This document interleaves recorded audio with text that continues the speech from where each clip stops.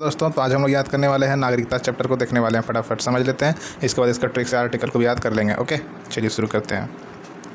तो संविधान के भाग 2 में, ठीक है, संविधान के भाग 2 में 5 से लेकर के 11 तक नागरिकता का प्रावधान किया गया है दोस्तों, है ना। अनुच्छेद आर्टिकल दिया गया है 5 से 11 तक। क्लियर। और इसको पहले समझ लेते हैं।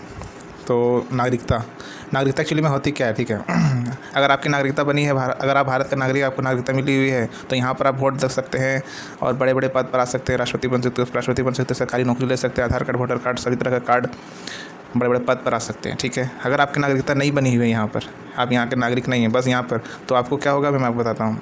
आप बड़े बड़े पद पर नहीं आ सकते, सरकारी नौकरी नहीं ले सकते और खट नहीं सकते, ये सब जो है बड़ा बड़ा चीज़ नहीं कर सकते। बस आप मस्ती से कमा सकते हैं, खा सकते हैं, इतना ही कर सकते हैं, इससे ज़्यादा यहाँ पर नहीं कर सकते, ठीक है। तो ये चीज़ है आपके साथ कि अगर नागरिक नहीं रहेंगे तो बात है कि नागरिकता से रिलेटेड ये चीज़ था कि नागरिक आप यहाँ पर है तो ये फ़ायदा है, नागरिक नहीं है तो ये फ़ायदा आपको नहीं मिल पाएगी, ठीक है। चलिए अब देख लेते हैं। तो नागरिकता अधिनियम जो बना था दोस्त, नागरिकता अधिनियम ये 1955 में बनाया गया था। नागरिकता अधिनियम 1955 में बनाया गया था।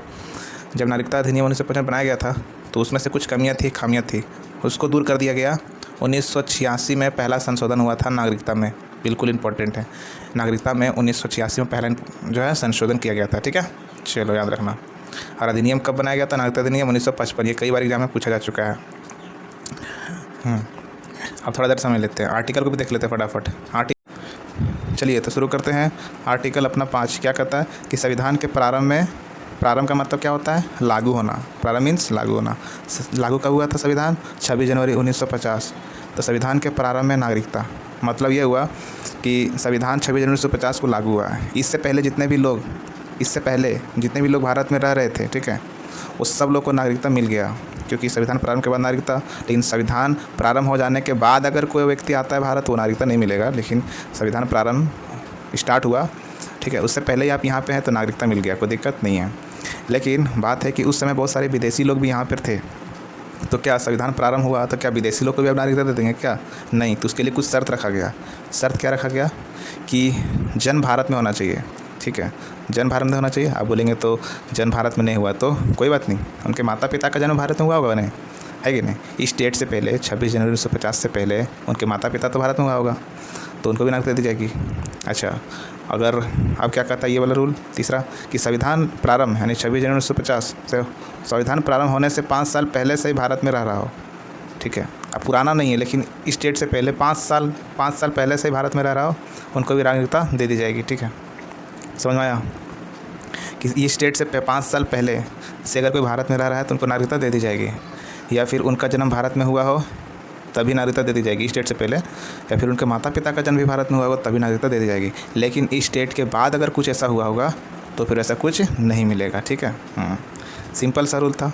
अच्छा, अब ये 5 अनुच्छेद 5 के बाद अनुच्छेद 6 और अनुच्छेद 7 ये उसमें बनाया गया था जब भारत पाकिस्तान अलग हो रहा था, ठीक है, उसी को देख के बनाया गया था। अभी वर्तमान में इसका ज़रूरत तो नहीं है, है ना।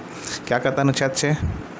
इसका ट्रिक भी देख लेते हैं। इसका ट्रिक क्या कहता है? नाग पंचमी। ट्रिक आपको याद रखना है, नाग पंचमी, ठीक है। ना से मतलब नागरिकता मिल जाएगी, ना से नागरिकता मिल जाएगी, और 5 से हो जाएगा अनुच्छेद 5। क्लियर। अनुच्छेद 6 कहता है पाकिस्तान से भारत आए लोगों की नागरिकता दे दी जाएगी, है ना। मतलब ये हुआ कि 19 जुलाई 1948 भारत आज़ाद हो गया था 1947 में। हाँ, तो वहाँ से कुछ टाइम मिल गया इन लोग को कि 1948 से पहले भारत आए लोगों को नागरिकता दे दी गई। लेकिन 1948 के बाद अगर कोई आता है तो उनको परमिट रूल भरना पड़ेगा। ये परमिट रूल भरने के बाद 6 महीने इंतज़ार करना है। 6 महीने इंतज़ार करने के बाद देखा जाएगा कि नागरिकता देनी है कि नहीं देनी है, ठीक है। तो इसको याद करते हैं, 6 को याद करते हैं, ठीक है। कहने का मतलब विदेशी से छोड़ के आ गए भारत। छोड़ क्या होता है? छोड़कर। तो 6 से क्या होता है यहाँ पर? छो से क्या होता है? छो।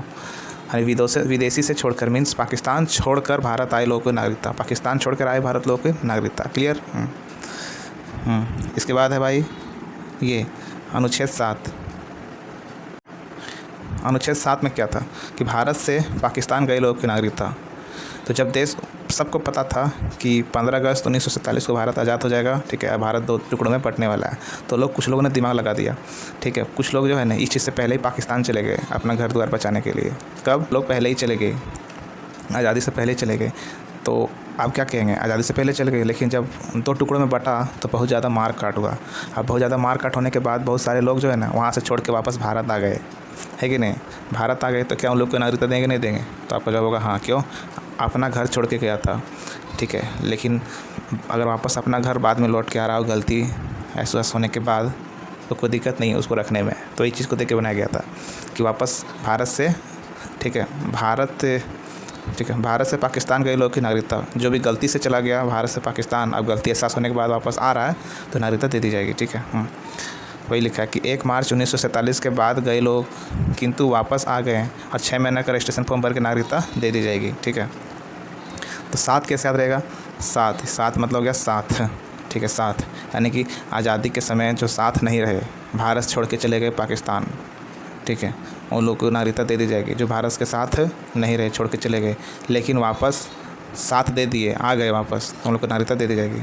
7 8 को हो गया हाथ, 8 यानी कि हाथ, ठीक है। 8 और हाथ यानी कि बहुत सारे लोग, ठीक है, जो कि यहाँ रहते नहीं हैं, ठीक है, यहाँ रहते नहीं हैं, रहते दूसरे जगह में हैं, लेकिन उनका हाथ बहुत बड़ा हाथ है यहाँ पर भारत में, परिवार है, घर है, ठीक है, बहुत बड़ा हाथ है उसका। तो उनकी नागरिकता बनी रहेगी अपने ही देश में, नागरिकता समाप्त नहीं होगी। उनका हाथ यहाँ पर है तो परिवार है, तो भले वो बाहर में कमा रहा हो, खा रहा हो, डॉक्टर इंजीनियर चलेगा। हाथ 8 क्लियर। 9 से हो गया 9 यानी कि नागरिकता नहीं रहेगी। नागरिकता नहीं रहेगी मीन्स नागरिकता समाप्त हो जाएगी। कब? आप जब विदेशी नागरिकता ले लेते हैं तब, ठीक है। तो 9 से क्लियर। इसके बाद है 10 को कैसे याद रखेंगे? 10 को बना देंगे दासी आदमी, ठीक है, दास। तो आज के डेट में क्या है, नागरिकता तब तक बनी रहेगी जब तक आप कोई विरोधी काम नहीं करेंगे, ठीक है। तो यहाँ पर है कि कितना बड़ा दासी आदमी रहे, ठीक है, आप उनकी नागरिकता नहीं छीन सकते जब तक वो विरोधी आदमी काम नहीं करेगा। तब कितना बड़ा दासी आदमी नागरिकता नहीं छीन सकते, देश के विरुद्ध काम करेगा तभी उनकी नागरिकता छीन सकते हैं, ठीक है। ये 10 कहता है कि कितना बड़ा 10 बस नागरिकता नहीं छीन सकते।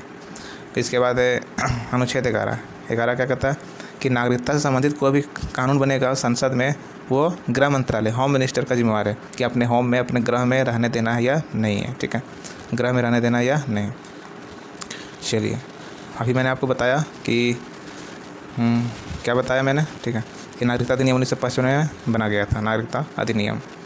तो इसमें नागरिकता, भारत में नागरिकता पाने के 5 नियम थे। कितने नियम है? अभी भी 5 नियम है, ठीक है। क्या नियम है भाई? पहला नियम क्या कहता है कि जन्म के आधार पर, यानी कि भारत में जन्म लेने वाले बच्चे को नागरिकता दे दी जाएगी, हाँ, लेकिन उनके माता पिता भारत के नागरिक हो तब। जैसे हम लोग के माता पिता, दादा परदादा सब भारत के नागरिक हैं, तो हम लोग का बच्चा जितने भी पैदा हो गए वो सब जन्म के आधार पर नागरिकता मिल जाएगा, ठीक है। दूसरा नागरिकता है वंश के आधार पर। वंश बलम क्या कहता है भाई? वंश के आधार पर कि विदेश में जन्म लेने वाले बच्चे को भी नागरिकता दे दी जाएगी यदि उनके माता या पिता दोनों में से कोई एक भारत का हो। कहने में जैसे कि सानिया मिर्ज़ा का बेटा, अब सानिया मिर्ज़ा का बेटा जो है, सानिया मिर्ज़ा का पति वो तो विदेशी है, सानिया मिर्ज़ा इंडियन है, तो सानिया मिर्ज़ा का बेटा को नागरिकता जो है वो मिल जाएगा, भारत का नागरिकता। टेंशन वाली बात नहीं है। क्यों? कि उसकी मम्मी सानिया मिर्ज़ा जो है खुद, यानी कि सानिया मिर्ज़ा का बेटा, यानी कि उसकी मम्मी तो कहाँ की है, इंडियन है ना, इसीलिए नागरिकता मिल जाएगी वंश के आधार पर। यानी मम्मी पापा दोनों में से कोई एक खाली होना चाहिए भारतीय। आगे रजिस्ट्रेशन करवाकर, पंजीकरण करवाकर, कहने का मतलब आप भारत में आए, ठीक है, मस्ती से 7 साल यहाँ पर लगातार रह गए, ठीक है, 7 साल रह गए तो एक रजिस्ट्रेशन फॉर्म आ जाएगा। रजिस्ट्रेशन फॉर्म भर दीजिए, होम मिनिस्टर से मिल जाएगा, होम मंत्रालय से मिल जाएगा, वहाँ से भर दीजिए। अब उनके ऊपर डिपेंडेंट है कि नागरिकता आपको देंगे कि नहीं देंगे, लेकिन 7 साल बाद ही अप्लाई कर सकते हैं, ठीक है, पंजीकरण वाला। इसके बाद है देसीकरण। देसीकरण का क्या है कि आप यहाँ पर 10 साल तक अगर रह रहे हैं, ठीक है, 10 साल से रह रहे हैं और भारत में टोटल कितनी भाषा हैं संविधान में? 22 भाषा। 22 में से कोई एक भाषा आपको जानते हैं, ठीक है। अगर एक भी भाषा जानते हैं और वैज्ञानिक या फिर कला, ठीक है, आप साइंटिस्ट हैं या फिर कला से रिलेटेड हैं, निपुण है, डांस है, सिंगर है, कुछ भी है, या फिर कुछ भी है बैट्समैन वगैरह कुछ भी है, खिलाड़ी हैं, तो वैज्ञानिक या कला में अच्छे हैं, ठीक है, तो आपको नागरिकता मिल जाएगी। लेकिन भाषा और कला या विज्ञान में होना चाहिए और 10 साल से होना चाहिए रह रहे तो नागरिकता मिल जाएगी, ठीक है। आगे अर्जित भूमि, अगर भारत है कोई नए राज्य को अनुच्छेद कितना के तहत, अनुच्छेद 2 के तहत विदेशी राज्य को अगर भारत अपने अंदर मिला लेता है ना, विदेशी राज्य को अपने अंदर मिलाता है, अनुच्छेद कितना के तहत, अनुच्छेद 2 के तहत मिला लेता है, तो वहाँ के जितने भी राज्य होंगे उनकी सभी राज्यों के लोग जितने बसे हुए हैं उनको लोग की नागरिकता मिल जाएगा, ठीक है। नागरिकता दे दिया जाएगा। ठीक है। चला, जैसे एग्जांपल के लिए सिक्किम को जो है 1975 में क्या किया गया, सिक्किम को 1975 में मिला दिया गया, पता है कि नहीं।